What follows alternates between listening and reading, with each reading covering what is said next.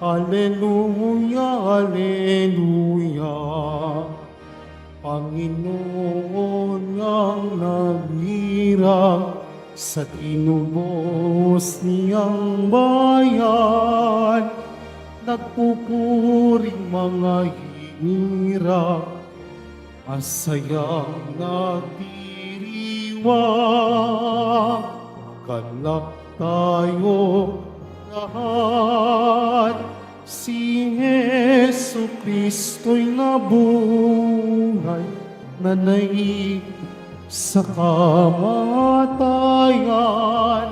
Alleluia, alleluia. Sa ngalan ng Ama, ng Anak at ng Espiritu Santo, Amen. sumainyo ang Panginoon. At sumaiyo rin. Mga kapatid, aminin natin ang ating mga kasalanan upang tayo ay maging marapat gumanap sa banal na pagdiriwang. Inaamin ko sa makapangyarihang Diyos At sa inyo mga kapatid, na lubha akong nagkasala sa isip, sa salita, sa gawa, at sa aking pagkukulang. Kaya isinasamo ko sa mahal na Biring Maria, sa lahat ng mga anghel at mga banal, at sa inyo mga kapatid, na ako'y ipanalangin sa Panginoong ating Diyos. Kaawaan tayo ng makapangyarihang Diyos, patawarin tayo sa ating mga kasalanan, at patnubayan tayo sa buhay na walang hanggan. Amen. Panginoon, kaawaan mo kami. Panginoon, kaawaan mo kami. Kristo, kaawaan mo kami. Kristo, kaawaan mo kami. Panginoon, kaawaan mo kami. Panginoon, kaawaan mo kami. Papuri sa Diyos sa kaitaasan. At sa lupa'y kapayapaan, at sa lupa'y kapayapaan, sa mga taong kinalulugdan niya. Pinupuri ka namin, dinarangal ka namin, sinasamba ka namin, ipinagbubunyi ka namin. Pinasasalamatan ka namin dahil sa dakila mo ang king kapurihan. Panginoong Diyos, Hari ng langit, Diyos Ama makapangyarihan sa lahat, Panginoong Yesu Kristo, bugtong na anak, Panginoong Diyos, Kordero ng Diyos, anak ng Ama. Ikaw na nag-aalis ng mga kasalanan ng sanlibutan, maawa ka, maawa ka sa amin.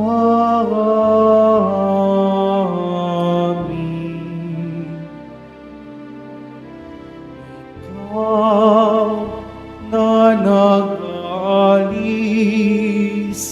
ng mga kasalanan ng sanlibutan, tanggapin mo ang aming kahilingan. Tanggapin mo ang aming kahilingan. Ikaw na naluluklok sa kanan ng Ama, maawa ka, maawa ka sa amin. sapagkat ikaw lamang ang banal at ang kataas-taasan. Ikaw lamang, O Jesucristo, ang Panginoon, kasama ng Espiritu Santo sa kadakilaan ng Diyos Ama. Amen. Ng Diyos Ama. Amen. Papuri sa Diyos. Papuri sa Diyos. Papuri sa Diyos sa kaitaasan.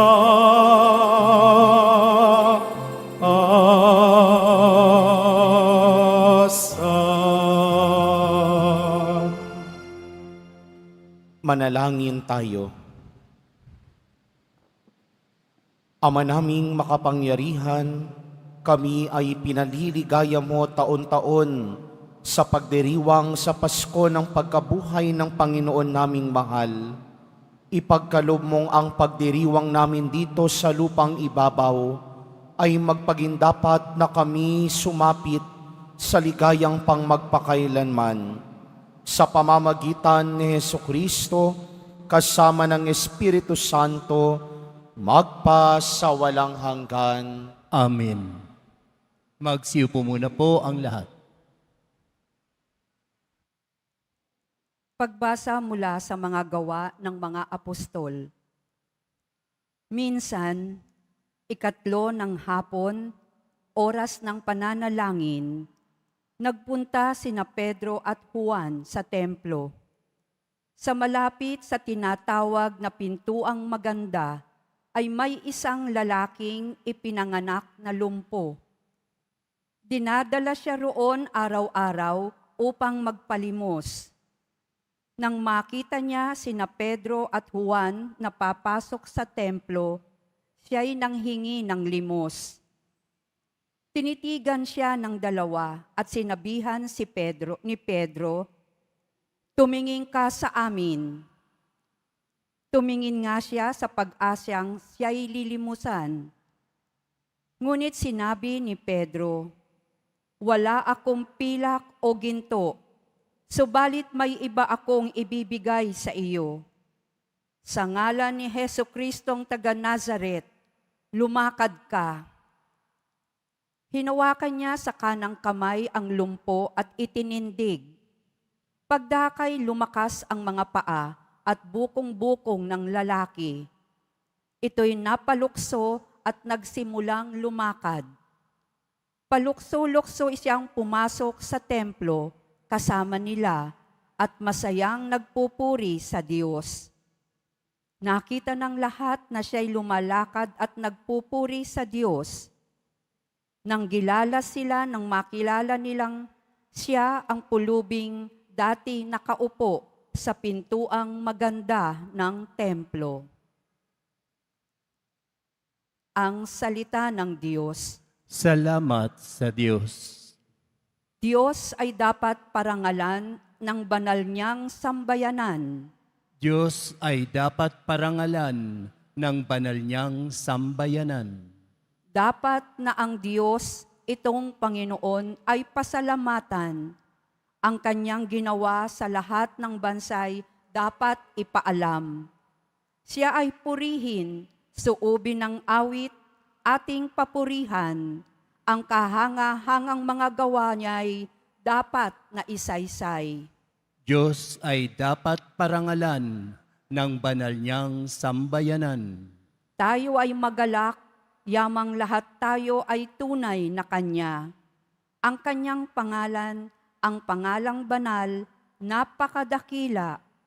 Lahat ng may nais maglingkod sa poon, dapat na magsaya. Siya ay hanapin at ang kanyang lakas ay siyang asahan. Siya ay hanapin upang mamalagi sa kanyang harapan. Diyos ay dapat parangalan ng banal niyang sambayanan. Ito'y nasaksihan ng mga alipit anak ni Abraham, gayon din ang lahat na anak ni Jacob na kanyang hinirang. Ang Panginoong Diyos ay ang Panginoon, siya ang ating Diyos.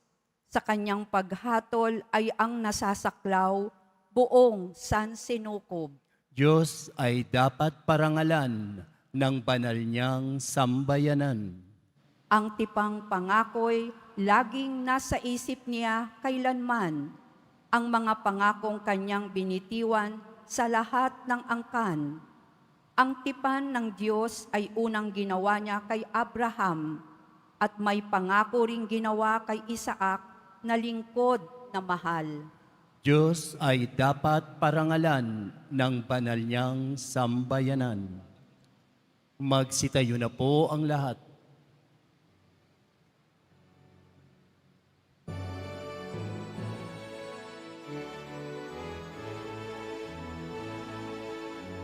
Hallelujah, Hallelujah, Hallelujah, Hallelujah.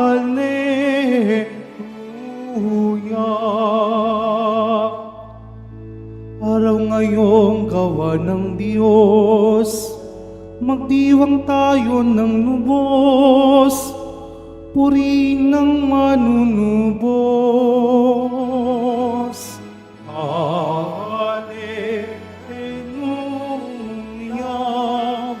Hallelujah, Hallelujah, Hallelujah.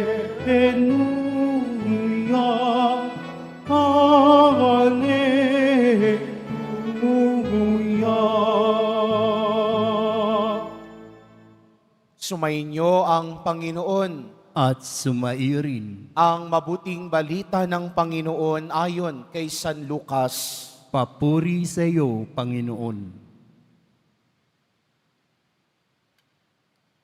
Nang araw ding iyon, ang dalawa sa mga alagad ay patungo sa isang nayong tinatawag na Emmaus.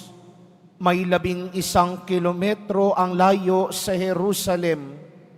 Pinag-uusapan nila ang mga pangyayari, samantalang nag-uusap sila at nagtatanungan, lumapit si Jesus at nakisabay sa kanila. Siya'y nakita nila, ngunit hindi nakilala agad. Tinanong sila ni Jesus, ano ba ang pinag-uusapan ninyo?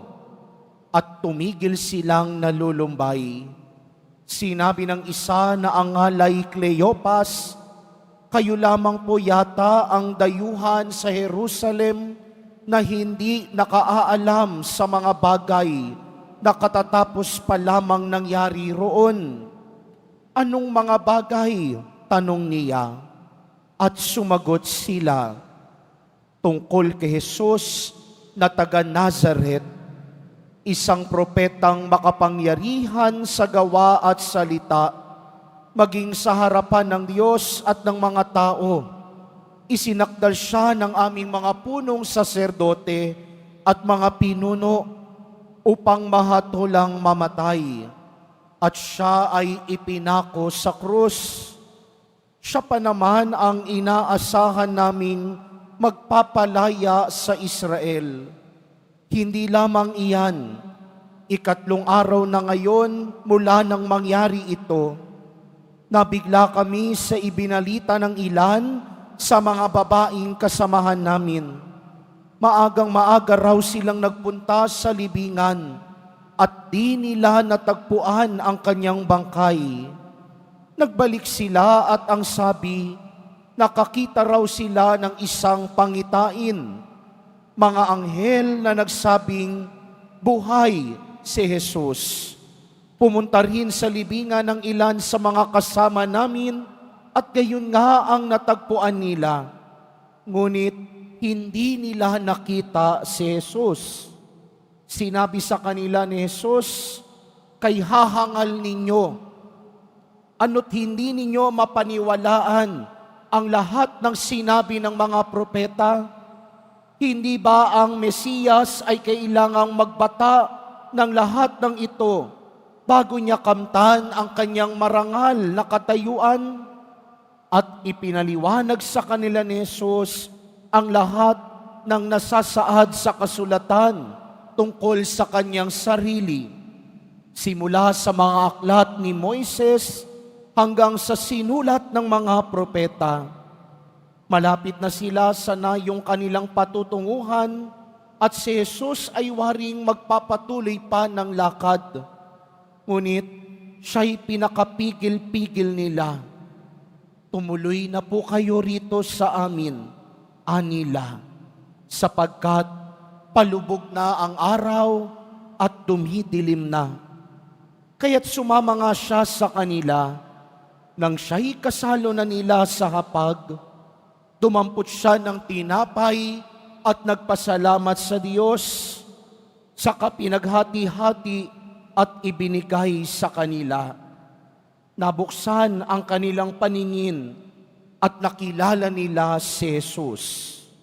Subalit ito'y biglang nawala at nawika nila, kaya pala gayon ang pakiramdam natin habang tayo'y kinakausap sa daan at ipinapaliwanag sa atin ang mga kasulatan. Nun din ay tumindig sila at nagbalik sa Jerusalem. Naratnan nilang nagkakatipon ang 11 at ang ibang mga kasama nila na nag-uusap-usap. Muli ngang nabuhay ang Panginoon.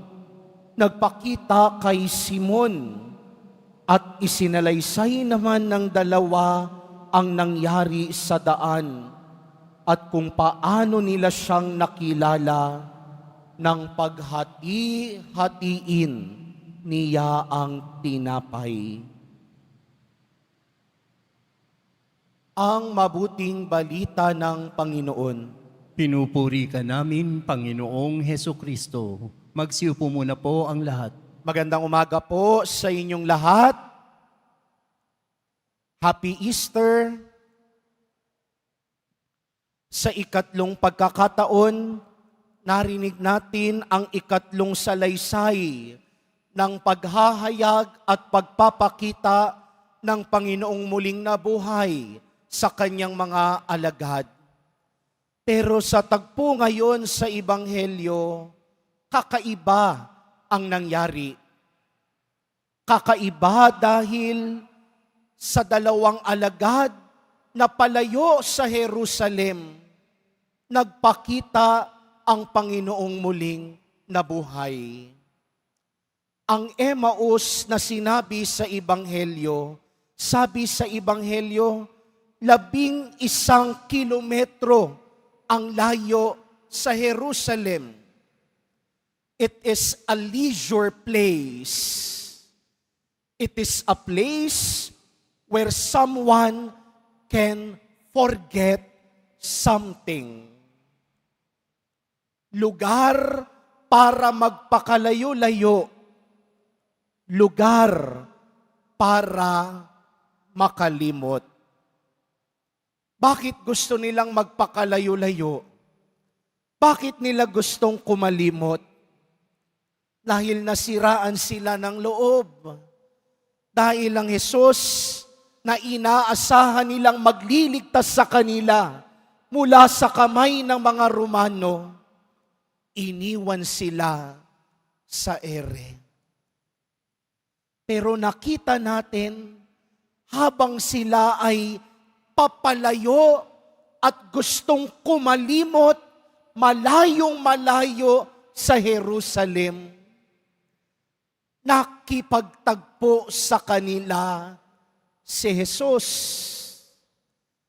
At sa unang beses ng pakikipag-usap ni Jesus, hindi nila nakilala na si Jesus pala ang kanilang kasama sa daan. Bakit? Dahil marami silang preoccupations, marami silang iniisip, Ang iniisip lang nila ay iniwan lang sila ng taong inaasahan nila. Their eyes, their vision were blinded by their preoccupations and hopelessness. Hindi ba't minsan ganun din tayo? Kapag masyado tayong abala sa kakaisip sa mga bagay na nakapagpasira ng loob natin, hindi ba't kung minsan hindi na rin natin alam kung anong ginagawa natin? Hindi ba't minsan hindi natin alam kung ano pa ang landas na tatahakin natin? Parang walang direksyon sa buhay. Parang wala ng pangarap sa buhay. Dahil ang taong inaasahan sana natin na magdadala sa atin sa pangarap natin, nawala at iniwan din tayo sa ere. Pero merong magandang nangyari sa dulo ng Ebanghelyo. Nang paghati-hatiin ni Jesus ang tinapay, kasama ang 2 alagad, namulat at muling nabuksan ang kanilang paningin. Nang akmang paghati-hatiin at iniabot sa kanila ni Jesus ang tinapay, namulat sila at napaisip, kaya pala ganun na lang nag-uumapaw ang puso natin habang tayo'y nasa daan. Anong ibig sabihin nun? Sa totoo lang, hindi sila iniwan ni Jesus. Sa totoo lang, sa tuwing paghahati-hatiin ang tinapay at iaabot sa mga alagad, naroroon lagi ang presensya ni Jesus. Saan ba nangyayari ang paghahati-hati ng tinapay? Hindi ba't sa banal na misa? Hindi ba't bago o habang sinasambit ang mga panalangin ng Kordero ng Diyos na ikaw na nag-aalis ng kasalanan ng sanlibutan, maawa ka sa amin? Hindi ba't habang sinasambit yun, pinaghahati-hati ang tinapay? Anong kahulugan noon? Pagpapaalaala yun na sa tuwing merong paghahati-hati ng tinapay, naroroon lagi ang presensya ni Jesus. At ang paghahati-hati ng tinapay nangyayari lagi sa pagdiriwang ng Eukaristiya. At sa paghahati-hati ng tinapay, kung doon sa kwento sa Ebanghelyo, namulat at nabuksan ang mata ng 2 alagad. Ganon din dapat ang nangyayari sa tuwing pinaghahati-hati ang tinapay sa banal na misa. Nabubuksan ang ating mga mata at namumulat na si Jesus pala ang kasama natin sa daan. Pero ang tanong, kapag nagsisimba ba kayo, namumulat ba ang inyong mga mata? Naiintindihan niyo ba talaga ang mga panalangin isinasambit sa banal na misa?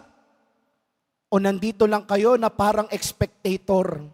Yan na, itataas na ni Father yung ostra, kailangan ng lumuhod, kailangan lang tignan. Pagkatapos mamaya uupo, ayan, homily na si Father, upo tayo, tulugan natin.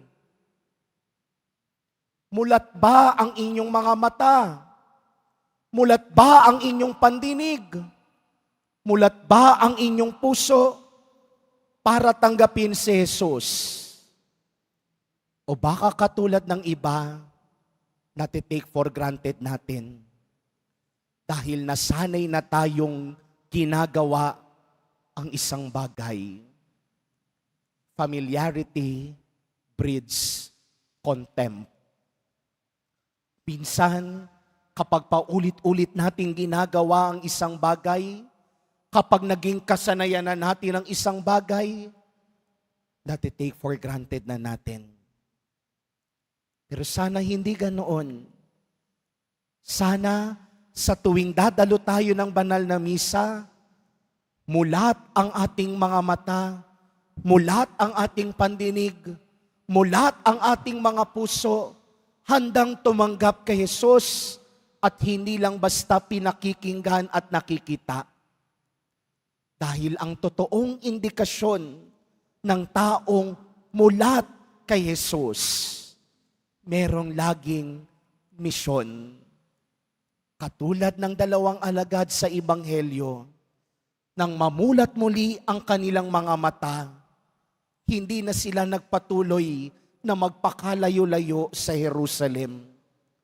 Sa halip, bumalik sila sa Jerusalem at ipinamalita sa mga alagad ang nangyari sa daan sa Emmaus. Kaya sa misang ito, yan ang grasyang hihilingin natin.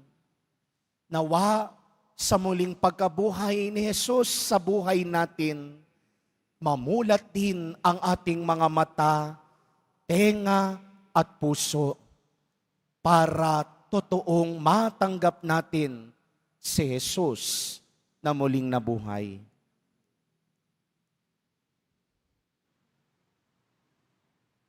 Magsitayo na po ang lahat.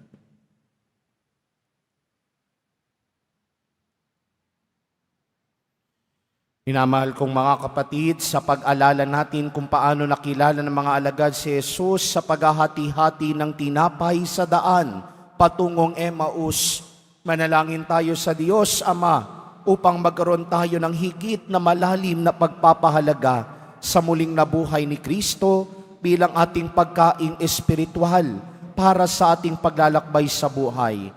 Sa bawat panalangin ang ating itutugon, Ama, bigyan mo kami ng aming kakanin sa araw-araw. Ama, bigyan mo kami ng aming kakanin sa araw-araw. Ang Santo Papa at mga obispo, naway mabisang ipahayag ang mensahe ng pag-asa sa pamamagitan ng kanilang buhay na banal. Manalangin tayo. Ama, bigyan mo kami ng aming kakanin sa araw-araw. Ang mga pinuno ng pamahalaan, naway makapaghatid ng pag-asa at ginhawa sa ating bayan sa pamamagitan ng kanilang lubos na paglilingkod. Manalangin tayo. Ama, bigyan mo kami ng aming kakanin sa araw-araw. At inawang maunawaan kung bakit kailangan magpakasakit ni Kristo at muling mabuhay mula sa mga patay sa 3 araw. Manalangin tayo. Ama, bigyan mo kami ng aming kakanin sa araw-araw. Ang mga may sakit, naway pagalingin at palakasin sa kanilang pagtanggap sa Eucharistia. Manalangin tayo. Ama, bigyan mo kami ng aming kakanin sa araw-araw. Naway makamtan ang walang hanggang kaligtasan at tumanggap ng makalangit na gantimpala. Manalangin tayo. Ama, bigyan mo kami ng aming kakanin sa araw-araw. Ama naming nasa langit, pagkalooban mo kami ng malalim na pananampalatayang nararapat upang makilala namin ang iyong anak sa lahat ng mga pagkakataon sa aming buhay. Hinihiling namin ito sa pamamagitan ni Kristo na aming Panginoon. Amen. Magsiupo muna po ang lahat.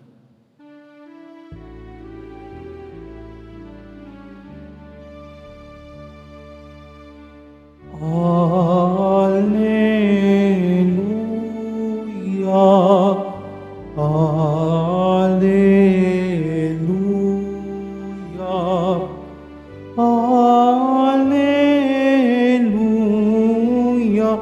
alleluia, alleluia. Ang lupa'y nayanig, ito rin ay tumahimik nang ang puon ay tumindig bilang hukom natin. Alleluia, Alleluia, Alleluia, Alleluia, Alleluia.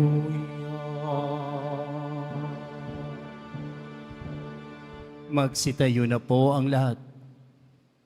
Manalangin kayo mga kapatid upang paghahain natin ay kalugdan ng Diyos amang makapangyarihan. Tanggapin nawa ng Panginoon itong paghahain sa iyong mga kamay sa kapurihan niya at karangalan sa ating kapakinabangan at sa buong sambayanan niyang banal. Ama naming lumikha, tanggapin mo ang paghahaing sumasagip sa sanlibutan at kasihan mong papakinabangin ang buo naming katauhan sa iyong pagliligtas sa pamamagitan ni Hesukristo kasama ng Espiritu Santo magpa sa walang hanggan. Amen. Sumainyo ang Panginoon. At sumaiyo rin. Itaas sa Diyos ang inyong puso at diwa. Itinaas na namin sa Panginoon. Pasalamatan natin ang Panginoong ating Diyos. Marapat na siya ay pasalamatan. Ama naming makapangyarihan, tunay ngang marapat na ikaw ay aming pasalamatan, lalo ngayong ipinagdiriwang ang paghahain ng Mesiyas, ang maamong tupa na tumubos sa aming lahat.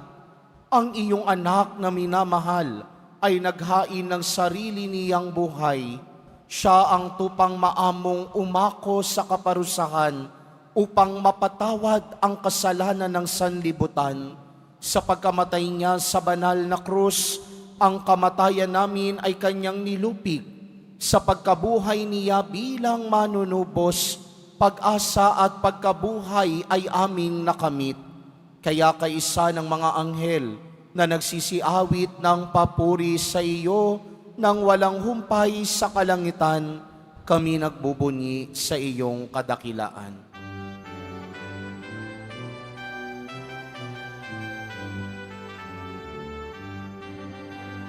Santo, Santo, Santo, Panginoong Diyos ng mga upo, napupuno ang langit at lupa ng kadakilaan mo. Hosana, Hosana, Hosana, Hosana, Hosana, sa kaitaasan. Pinagpala ang naparito sa ngalan ng Panginoon. Hosana, Hosana, Hosana,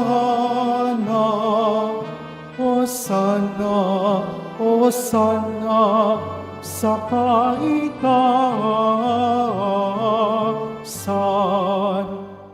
Magsilhod po ang lahat.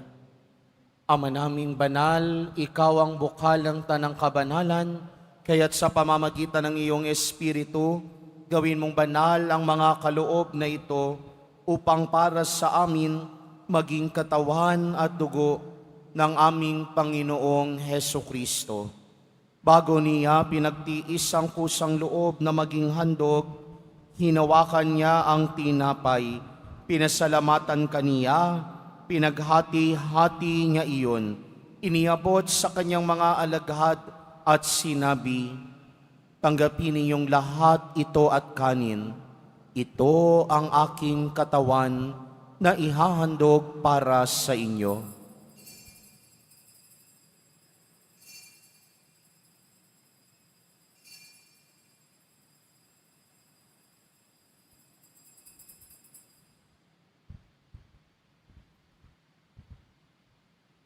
Gayun din naman nung matapos ang hapunan, hinawakan niya ang kalis, muli kanyang pinasalamatan. Iniabot niya ang kalis sa kanyang mga alagad at sinabi, tanggapin ninyong lahat ito at inumin. Ito ang kalis ng aking dugo, ng bago at walang hanggang tipan. Ang aking dugo na ibubuhos para sa inyo at para sa lahat sa ikapagpapatawad ng mga kasalanan. Gawin ninyo ito sa pag-alala sa akin.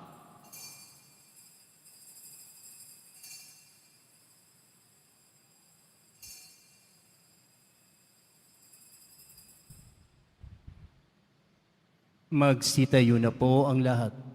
Ipagbunyi natin ang misteryo ng pananampalataya. Si Kristo'y namatay, si Kristo'y nabuhay, si Kristo'y babalik sa wakas ng panahon. Ama, ginagawa namin ngayon ang pag-alala sa pagkamatay at muling pagkabuhay ng iyong anak, kaya't iniaalay namin sa iyo ang tinapay na nagbibigay buhay at ang kalis na nagkakaloob ng kaligtasan. Kami nagpapasalamat dahil kami iyong minarapat na tumayo sa harap mo para maglingkod sa iyo. Isinasamo namin kaming magsasalo-salo sa katawan at dugo ni Kristo ay mabuklod sa pagkakaisa sa pamamagitan ng Espiritu Santo. Ama, lingapin mo ang iyong simbahang laganap sa buong daigdig. Puspusin mo kami sa pag-ibig kay San Jose na aming obispo at ng tanang kaparian.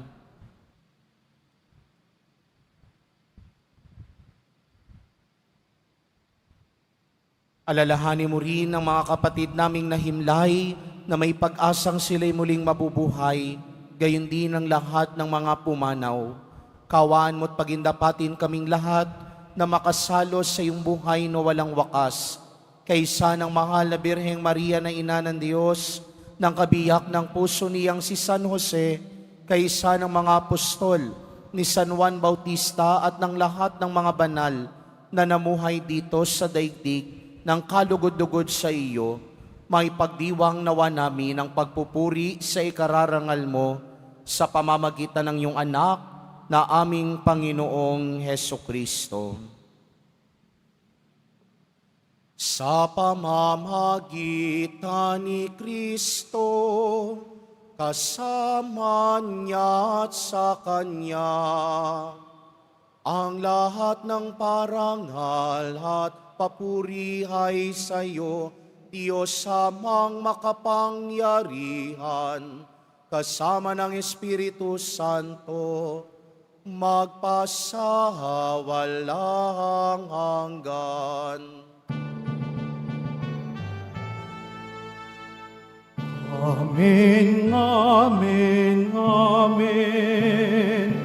Amen. Amen, amen, amen. Amen.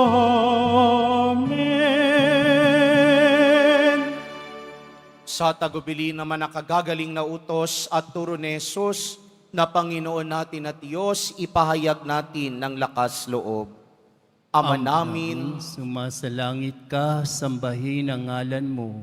Mapasa amin ang kaharian mo, sundin ang loob mo dito sa lupa para nang sa langit.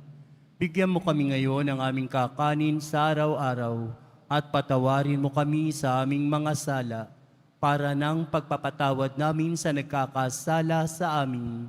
At huwag mo kami ipahintulot sa tukso at iadya mo kami sa lahat ng masama. hiniling namin kami at diya sa lahat ng masama, pagkalooban ng kapayapaan araw-araw, iligtas sa kasalanan at ilayo sa lahat ng kapahamakan, samantalang aming pinananabikan ng dakilang araw ng pagpapahayag ng tagapagligtas naming si Jesucristo. Sapagkat iyo ang kaharian at ang kapangyarihan at ang kapurihan magpakailanman. Amen. Panginoong Jesucristo, sinabi mo sa iyong mga apostol, kapayapaan ang iniiwan ko sa inyo, ang aking kapayapaan ang ibinibigay ko sa inyo. Tunghayan mo ang aming pananampalataya at huwag ang aming pagkakasala, pagkalooban mo kami ng kapayapaan at pagkakaisa ayon sa iyong kalooban. Kasama ng Espiritu Santo, magpa sa walang hanggan. Amen. Ang kapayapaan ng Panginoon ay laging sumainyo. At sumaiyo rin. Nang merong ngiti sa ating mga labi, magbigayan kayo ng kapayapaan sa isa't isa.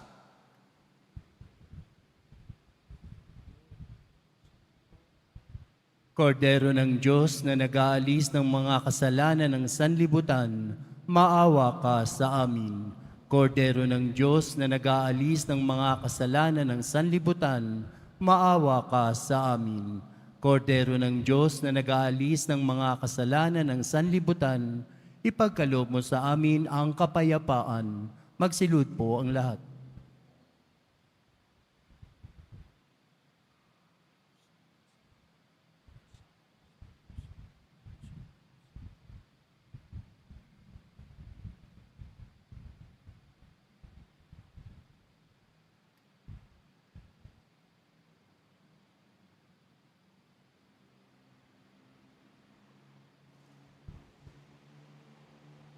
Ito si Jesus, ang kordero ng Diyos, na nag-aalis ng mga kasalanan ng sanlibutan.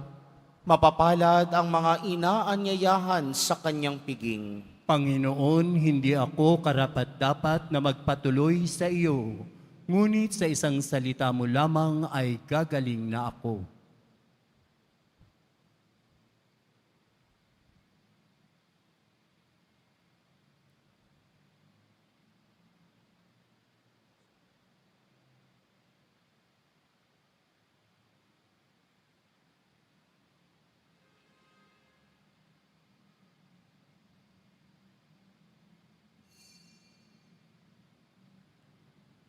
Para sa lahat ng tatanggap ng banal na komunyon, sasagot po tayo ng amen pagkasabi ng pari o ng lay minister ng katawan ni Kristo at isubo agad sa bibig bago umalis sa harapan ng pari o lay minister. Sumunod po tayo.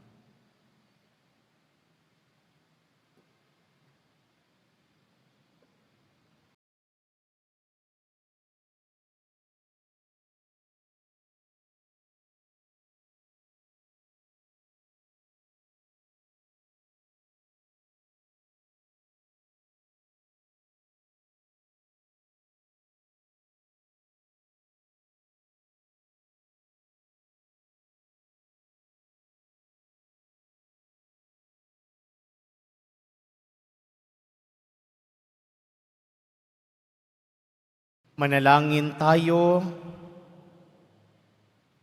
Ama naming mapagmahal, kaming iyong pinapakinabang sa ikapagpapatawad ng mga kasalanan, ay gawin mong mga bagong nilalang, pakundangan sa pagtanggap namin sa sakramentong banal na iyong anak na tagapamagitan, kasama ng Espiritu Santo, magpa sa walang hanggan. Amen. Sumainyo ang Panginoon. At sumaiyo rin. Mahal na pong Jesus Nazareno, inihayag mo sa pamamagitan ng krus ang walang maliw na pag-ibig ng Diyos sa sangkatauhan. Pakinggan mo ang kahilingan, lalo na para sa mga nangangailangan ng iyong tulong at awa. Makamtan nawa namin ang iyong kasagutan na may utang na loob na tinatanaw. Basbasan din po ninyo itong mga imahen at dasalan upang lalo kaming manalangin at magtiwala.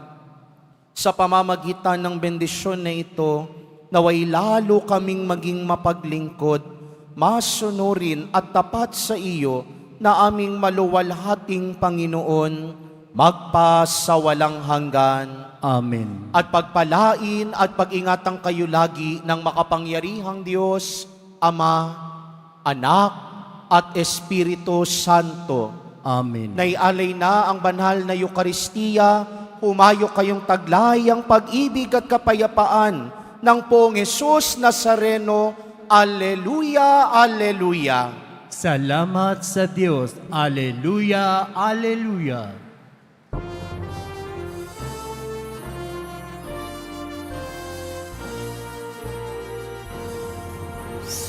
Padre Jesus Nazareno, sinasamba ka namin.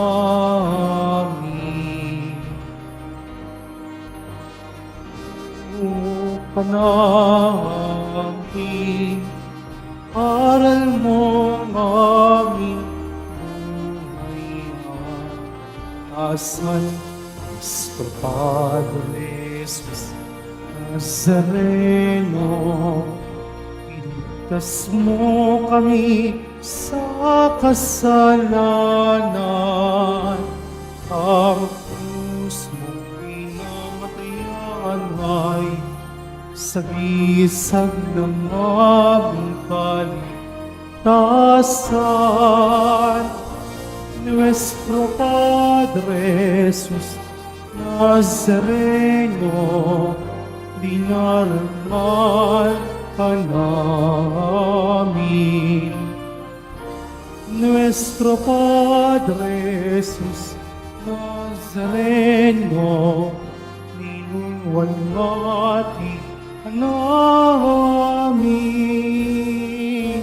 Nuestro Padre Jesus Nazareno, dinarama namin.